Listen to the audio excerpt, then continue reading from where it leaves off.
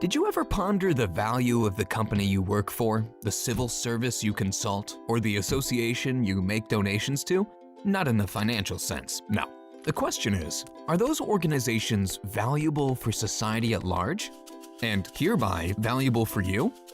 To answer those questions, the University of St.Gallen developed a unique approach of public value. Its novelty is to embed management concepts like shareholder value, customer value, sustainability, corporate social responsibility, shared value, and stakeholder value within society as a whole. The concept of public value has its foundations in the idea that we humans are social animals. We are virtually interacting with each other all the time, together, within a group, and in large organizations. Companies, the public service, and unions and associations build the ecosystem in which we live. That's why scholarship sees organizations as productive social systems. However, companies and organizations aren't just places where social interaction happens. They produce goods and services. They create jobs, pay taxes and social contributions, carry out legally fixed performance mandates, and unions and associations perform important tasks for our civil society. Thereby, organizations deeply impact our living environments, push or hold back progress, and coin our attitudes towards society, not least also through advertising. They constitute, as sociologists like to say, a reproduction mechanism of society with all its values, rules, and norms. Simply put, organizations make society and thus generate public value. But what exactly is public value? Public value means value creation towards the common good. That is, the added value and benefit of an organization for the well-being of each individual and the general public. In other words, the common good. It represents the values and norms which shape our way of living together and which everybody benefits from. Effects that go beyond mere economic transactions and that affect our living conditions are understood as negative or positive externalities by economists. Accordingly, organizations may destroy or create common good. This, however, depends on one's perspective. That's why the concept of common good or public value is unique. It is all about looking at organizations from the point of view of society. But how can we evaluate an organization from the standpoint of society? Psychology comes in handy here. It found 4 stable, basic human needs that build the motivational and emotional backbone for the evaluation of public value. 1. Each of us would like to understand the surrounding world and to have a target-oriented effect on it. 2. Each of us seeks recognition as a human being. 3. Each of us strives for sound social relationships. And 4. Each of us looks for positive and enjoyable experiences. These 4 elements result for every individual in a distinct pattern of needs, which organizations touch and influence with their performance and behaviors. Let's wrap it up.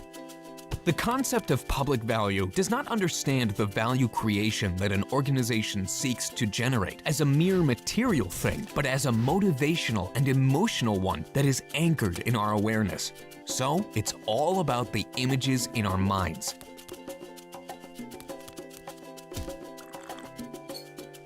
But is this interesting for managers and politicians?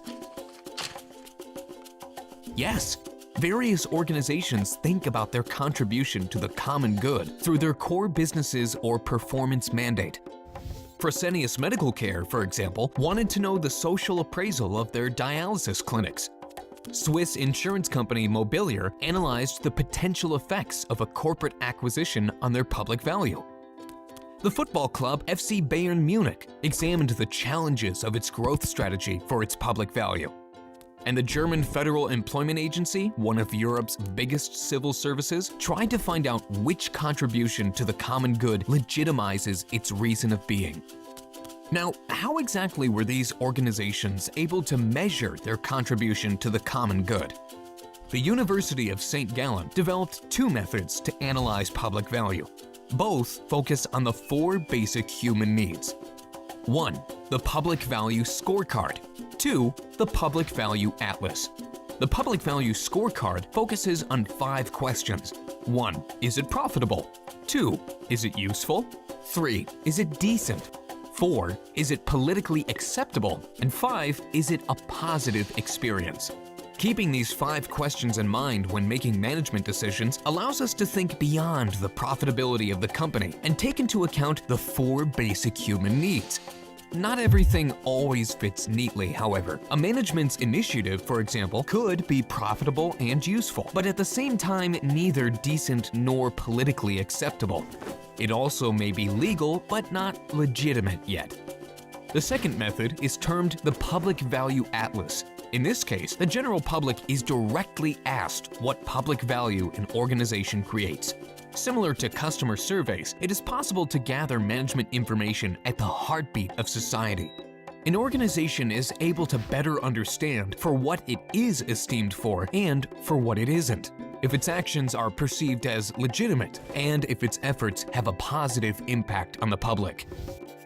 This is all about advertising and political marketing, you say. At the core of the Public Value Atlas lays the assumption that sooner or later, empty promises won't hold. Public value is what the public values. Put simply, public value is a matter of attitude, and the attitude of all of us determines how valuable the activity of an organization is. The public value approach tells us that an organization always acts meaningfully whenever it gets appreciated by the public, and thus whenever it contributes to a functioning society.